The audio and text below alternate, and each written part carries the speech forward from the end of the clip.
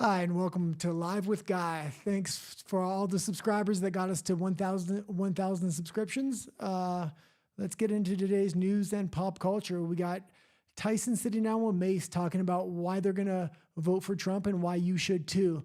Then we got updates on Puff Daddy and what's going on with his indictment case. Then we have the longshoreman strike, which could collapse the U.S. economy. And then Vivek Ramaswamy goes to Springfield and does a town hall doing what Kamala Harris should have been doing. And finally, we're going to go into Watch Trump, the big promises he's been making throughout this campaign and how he can hold his feet to the fire once he gets in office. Okay, so let's get right into this. We have Tyson sitting down with Mace. This conversation is really indicative of what's going on in the black community right now. We have a split between black women and black men. And both Tyson and Mace are previous friends with Trump and have a relationship with him. Let's play the video, Nat. This is your chance to show your independence and your goal that this is who I'm voting with. I'm with whoever. Yes. Yeah, I'm not doing that just yet. It's here. It's here. I promise you it's here. Right? And I study political science, so I'm like a politics nerd. Let me explain this with you, right? That action right there, let us know that you're not for Donald Trump. Yeah. I didn't say anything. No. I said do your own research. Listen, you're 23. Without saying things, you said things. Yes. That's what you don't know at 23. But also, we all think differently. That's what I'm saying. Everybody just do their research. I know. Everybody thinks, we all think differently, but we can see transparency. Yeah. We know where you at. Saying everybody should put their views on the table. Like me, one of my biggest issues with Kamala.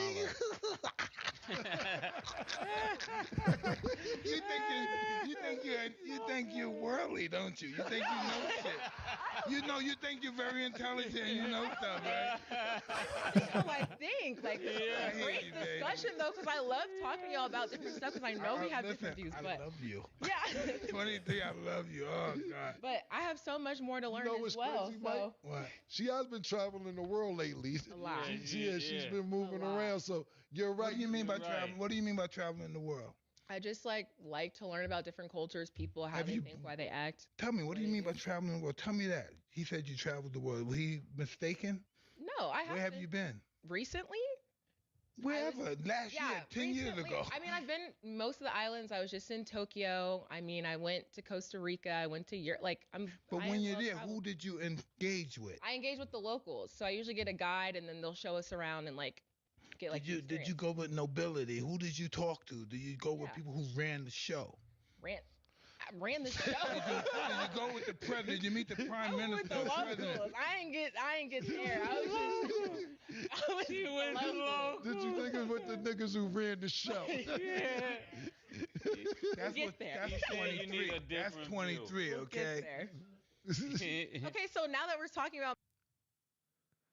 Okay, so that's the clip. This was a great conversation, and it goes on. I highly recommend everybody watch it. They actually go more into detail about the relationship with Trump and why exactly they're voting for him. But you can see the split, and this seems to be the Kamala Harris talking point these days: is do your own research. From their approved sources, of course, because they don't want you getting the real story. When we get on into the later stories with Vivek Ramaswamy, this comes up again. But we're having this big divide between black men and black women. Black women seem to be wanting to vote for Kamala Harris, but they're not very enthusiastic about it. So I would expect black women's turnout to be extremely low. Black men, on the other hand, are really identifying with Trump right now because of the prosecutions, because of the assassination attempts, because the entire world seems to be against him. They just are drawn to him, much like I'm drawn to him, and much like a lot of other people are drawn to him. The other thing is we're having a lot of other minority groups really go towards Trump. If we look specifically at the Latino community in the United States, which may have a larger turnout than the black community for the first time in U.S. history, the southern Latino population is really gearing towards Trump. And this is really backfiring on the Democrats.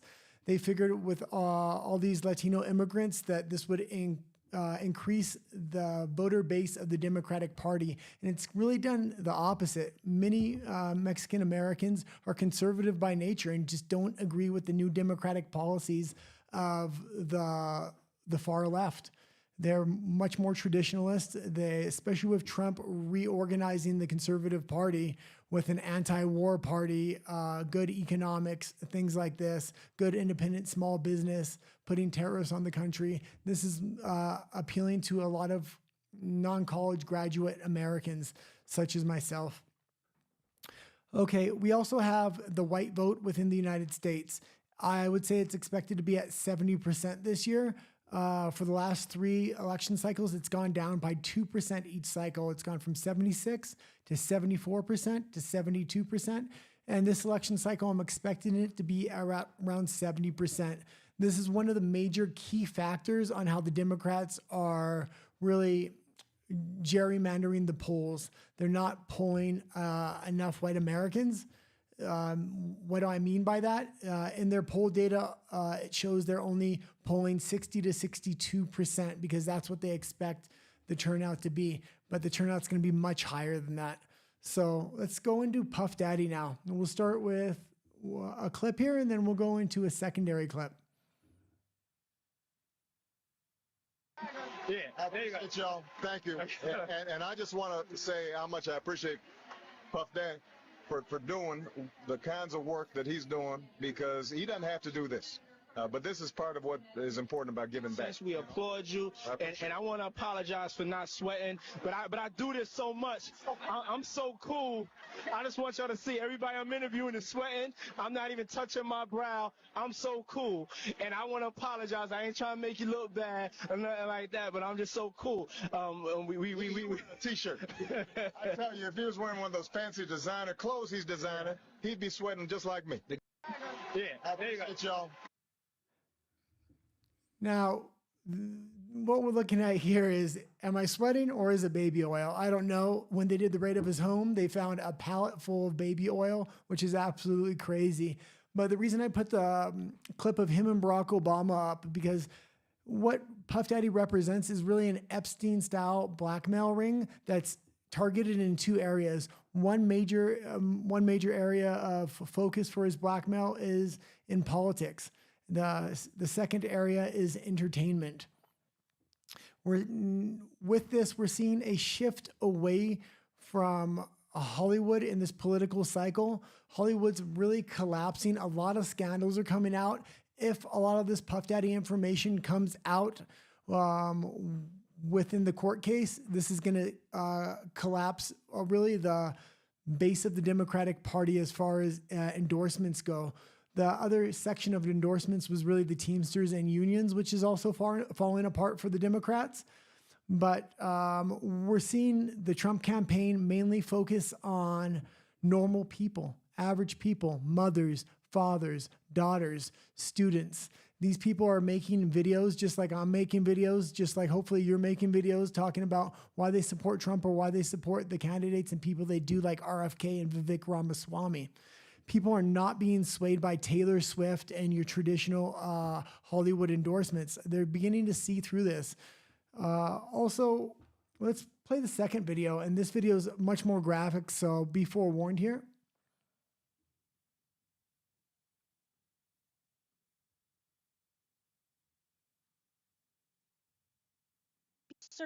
New surveillance footage obtained exclusively by CNN appears to corroborate some of the allegations of abuse against music mogul Sean Diddy Combs. The video, captured on multiple cameras, shows Combs assaulting his then-girlfriend Cassie Ventura in a hallway at a Los Angeles hotel in March 2016. A lawsuit filed by Ventura in November last year and settled the next day referenced actions that seem to match those seen in this video. There is no audio. According to the complaint, Combs became extremely intoxicated. You can kill the video there.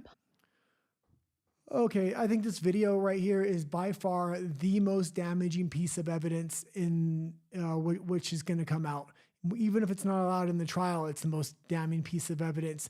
I read through the indictment, and the indictment is extremely thin. I thought there was going to be a lot more things in this indictment. I was very surprised that there wasn't more, and maybe they're holding back and they're just trying to get him in line with this indictment. But the fact that this came out before they even arrested him really convicts him in the convicts him in the court of public opinion. Everybody's seen this footage. I mean, I've played it. Hundreds of other podcasts have played it. All the mainstream media has played it. And this is really what's turned public sentiment away from Puff Daddy. There's no way you can think this guy's a good guy. And a lot of people, if you get an emotional juror on that, on the jury, it's not going to go good for him if they've seen this footage. Now, there's three things that I think can be going on with this trial. Number one, they've arrested Puff Daddy to get him in line, which I think is very unlikely. If they've kind of exposed him in the process of getting him in line, meaning they can't use him for future blackmail scandals anymore. So I highly doubt they're just trying to get him in line. I figure they're trying to go a lot further than this, which is maybe they're trying to watch the dominoes fall. Whoever's prosecuting him, and for whatever reason, they may want to take down some big name players, take down Hollywood players or political players. Who knows what it's going to be, but maybe a fake tape of Trump and Puff Daddy comes out in an October surprise, or who knows. The third thing is they could just be trying to eliminate Puff Daddy. They've put him in the exact same cell block that Jeffrey Epstein was in. So maybe they would just want to disappear him. Maybe he's got some evidence on the Democratic Party and some politicians. I could see politicians wanting to get rid of him a lot more than the entertainment industry. I think with the election coming up, if he's got any dirt on the Obamas or Harris, this could be highly politically damaging, and maybe they're putting him in a cell to warn him and potentially even get rid of him. They refused to give him bail, and he offered up his jets and a lot of other things in order to show that he couldn't flee. He was willing to be on camera 24 hours a day, as well as wear an ankle bracelet, as well as paying for sheriff's deputies to stay with him and monitor him 24 hours a day so he couldn't flee. But the judge denied him that bail. So he's sitting in a cell right now, maybe waiting to be Epsteined. Okay, let's get into the last thing here before... I guess we're halfway here. The longshoreman strike could be coming up. I'm going to play a quick clip of the mainstream media talking about this. We're going to move from one potential shutdown to another potential shutdown today. We're 1 week away from a potential strike by members of the ILA union at the East Coast and Gulf Coast ports that could become a major disruption to the U.S. supply chain as we enter the holiday season. So if you look at the imports and exports, more than $2 billion in daily trade could be disrupted. The impact of a strike that would cause an immediate shock to a number of industries, according to the National Association of Manufacturers. Here are the numbers on goods that are moved through those East Coast and Gulf Coast ports by containers. Overall, it's more than half of imports and about 2/3 of U.S. exports. So we're going to move from one potential shutdown to a... Okay, well, what this represents is a compounding effect of what's going to happen to the Harris campaign. If this strike happens, it's going to just put a microscope onto the economy. The economy is going to become a lot harder. The inflation is going to get a lot higher. Other compounding issues we're having is the wars that are going on in Ukraine and Israel, as well as the identity politics issues that are coming up. And this dock strike really is highlighting the economy. The wars are highlighting the other compounding issues.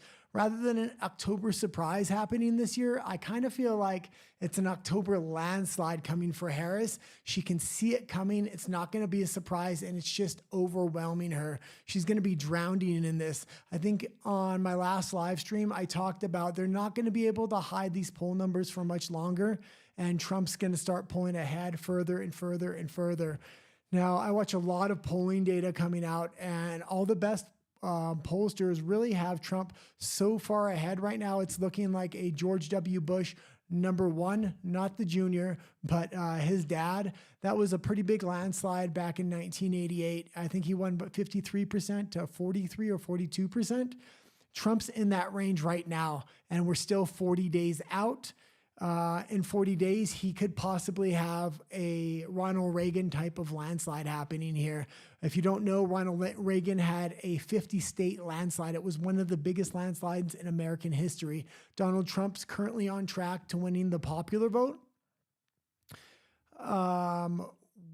which would be huge. But he has a potential $1 billion or hundreds and hundreds of millions of dollars coming in from Truth Social. If he decides to sell. Now, I believe, what's the date today? The 24th. So I think around the 18th or 19th of this month, he had the option to sell off his Truth Social stock.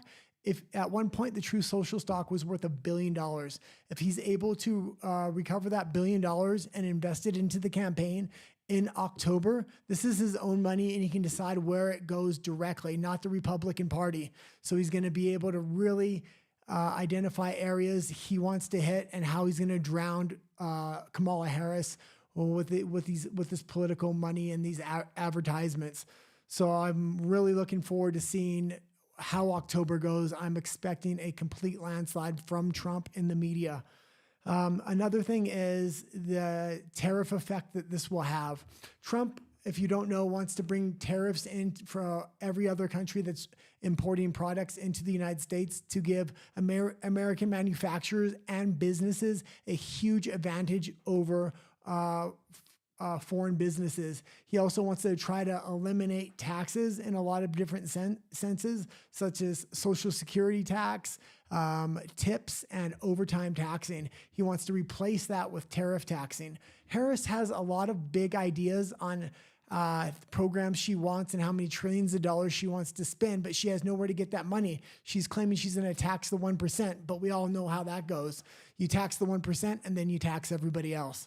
So this tariff idea of Trump's with this dock strike potentially going in, this is going to cause more inflation, but it's also going to normalize high prices to the American who's going to the store, as like Walmart and other places of buying groceries. So when he does implement tariffs, if he fixes the dock strike, it kind of evens out. The prices may stabilize there, and it would be something that would actually benefit Trump a lot in the long run if he's trying to implement tariffs, I think.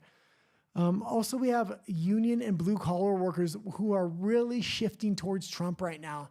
We recently had the Teamsters. Now, Kamala Harris is putting all kinds of propaganda out there, how she has a Teamster vote now. And she has individual Teamster members coming up saying that they endorse her, not the Teamsters union and things like this. The Teamsters union took internal polling, and Trump is dominating on who their members are going to vote for in the upcoming election. But the dock workers are very much like the Teamsters. They're a staple union within the U.S. economy, and their workers are really supporting Trump as well right now.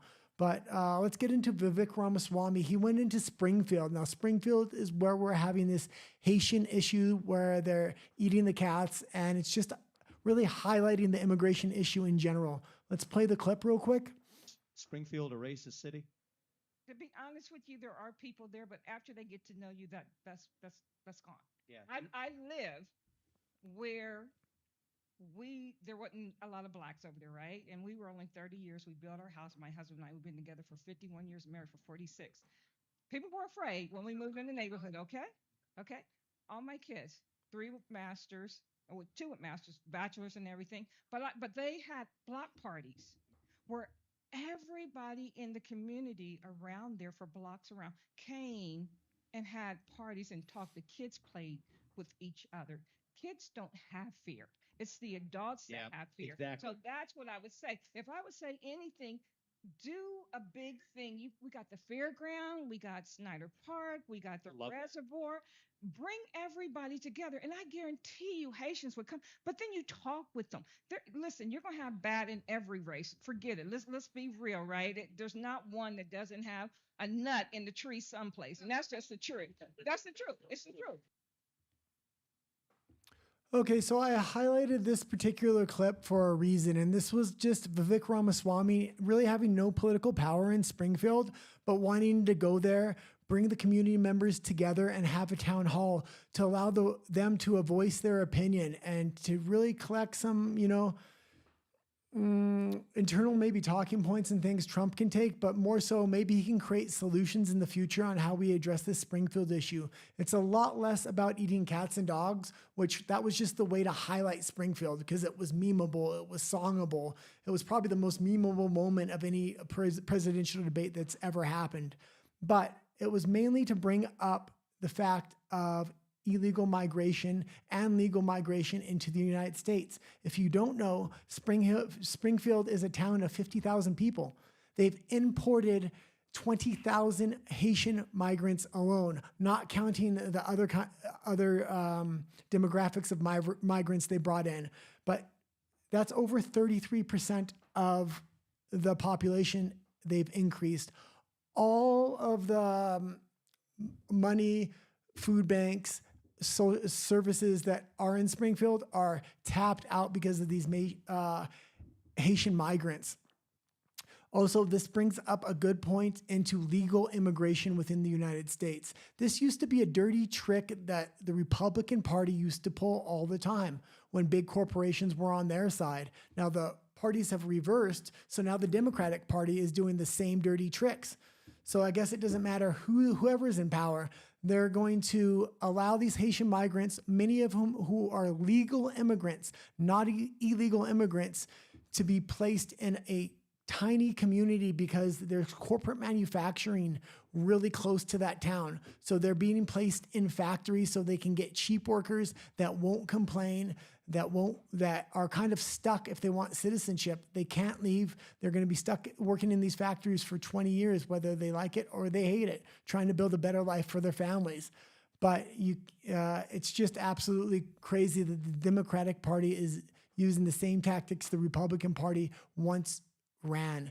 The fact that Trump's taken over the Republican Party and made it a much more populist party and is pointing things out and highlighting dirty tactics like this is absolutely phenomenal. I like how the Republican Party has gone from rhinos, Republicans in name only, to MAGA, Make America Great Again. I highly recommend looking more into the Springfield situation. But Vivek Ramaswamy is doing what Kamala Harris and Joe Biden should have been doing the whole time. He's going, listening to the community, having a town hall, voicing his opinion of the situation and allowing the community to voice theirs. The cats and dogs he didn't even bring up. Now there's videos showing that this isn't a conspiracy theory. This is actually going on, but I don't think it's as big of a deal as people are making out to be. Much bigger deal is the huge immigration influx that's going into Springfield and all over the United States, which is really destroying minimum wage and work for American citizens. Okay. Before I go, I do want to talk a little bit about Donald Trump and all the big promises he's making. I love a lot of what he's saying. He's making promises like no taxes on Social Security, no taxes on overtime, no taxes on tipping. He's against the digital ID, against the digital currency. He wants to keep the American dollar as the world currency. These are things we really need to hold his feet to the fire on. Once he gets in office, is he going to continue to do this? As long as he continues to fight for it, even if he can't make no tax on tips, I'm happy with it. And he's surrounded himself with people like Vivek Ramaswamy, RFK, Tulsi Gabbard. He has an army of people to go out there and try to make these policies a reality once he gets in office. The issue I'm having with digital ID, I really hope he doesn't bring in a digital ID. They're going to try to sell this to Republicans through illegal migration at the border. We need a digital identity for voter security, things like this. You're going to enslave yourself with this digital ID. Ron DeSantis, somebody I used to be a fan of, and I still don't mind him, but he's trying to bring a digital ID currently into Florida through some globalist organizations, which I am really, really against, but also a digital currency. I'm not so much against the digital currency. I just hope it's not some all-encompassing digital currency from the American government top-down control that blocks out Bitcoin. If we have the option for American digital currency, a Bitcoin digital currency, other digital currencies around the world, plus traditional currency such as the US dollar and other dollars, like gold and silver as well. I know the US government banned gold at one point, so it's very important that you have a broad spectrum of different currencies that are utilized, not some top-down control where only one currency, the American new digital currency, can be used. So I'm really hoping Donald Trump doesn't have an authoritarian idea when it comes to digital currency. We'll see what happens. He's making good promises as of right now. The next thing I would really, really watch Trump for are the wars. He was an anti-war candidate. This is why a lot of people are voting for him. This is one of the main reasons I like him. The Biden administration is completely aligned with the military-industrial complex at this point, and she's really pumping up these wars in Ukraine and Israel and things like this. I really hope Donald Trump can negotiate it into this Ukrainian war. I believe he can, but I also understand that, he's been a China hawk from the beginning. If he was ever going to get in one war, it would be a war against China.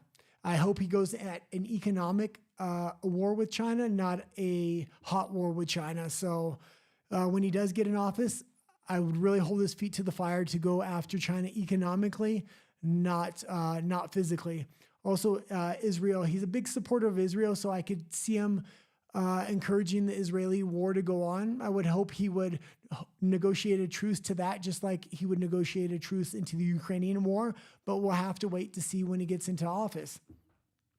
The next thing is the economic restructuring within the United States. This is one of the main reasons I like Donald Trump. Joe Biden's economic approach to the United States is to slowly transition power over to China. And this is what we've seen happen over the last 4 years. He has policies that talk tough with China, but really all the power and all the prestige is really being handed over to China slowly and over time. Donald Trump, he's really going to take some radical economic action through tariffs, through getting rid of taxes, through going after China in a very hard line way. So I really hope that he does something that can really turn the United States around and make America great, not just the same blase economic policies, because if he takes that approach, the pyramid scheme of the U.S. economy is just going to collapse. It's very close to doing that now under Joe Biden. What else do we have? We have the big government downsizing Trump is promising. This is probably one of the biggest promises that I like, other than his anti-war stances. The downsizing of the government through the help of RFK, Tulsi Gabbard, Vivek would be absolutely phenomenal. If you want to cut the national debt and just make the U.S. government a lot more functional, you're going to have to cut the fat off of the government. The larger the government gets, the more the wheels grind to a halt and nothing's able to properly work. This is also why you're able to see the weaponizing of the federal government against the people of the country itself. Anyway, that was a lot of politics, a little bit of pop culture. Thanks for tuning in. If you haven't liked and subscribed, please do so. Adios.